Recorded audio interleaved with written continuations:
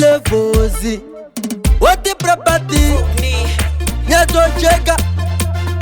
Ena for real. Nakavati enda uya kubasa kana mujiti ndine nungo mairasa. Toda kuzo pilibisa vaisasa. Vakoma na vekwangu ngatiro vebagati yatina nguva yekuzorora.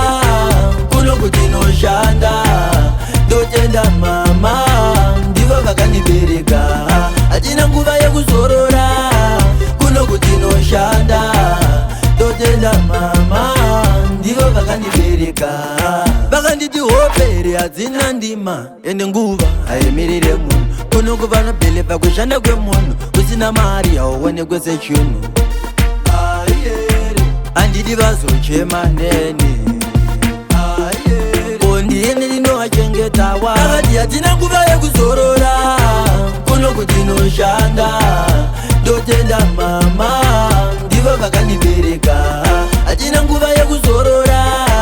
Kuno kutinoshanda. Ndotenda mama. Ndivo vakanibereka. Maria inganyoro kunzi yabvepi. Waishanda chero pamuzigo majipi. Sokuzoshora kwayashanda zvabhepi. Pamwe pacho tombokafisa zvikwereti. Andimboneta tenge tichingoti naro basa. Zvavarodza vamwe vanosasa. Jehovha makaita basa. Semurume ndicharamba ndechishanda. Akati hatina nguva yekuzorora. Kuno kutinoshanda. Ndotenda mama. Ndivo vakandibereka. Hatina nguva yekuzorora. Kuno kutinoshanda. Ndotenda mama. Ndivo vakandibereka. Vakanditi hopere hadzina ndima. Ende nguva ayemirire munhu. Kuno kuva nobhelepa kushanda kwemunhu. Usina mari hauone kwese chinhu.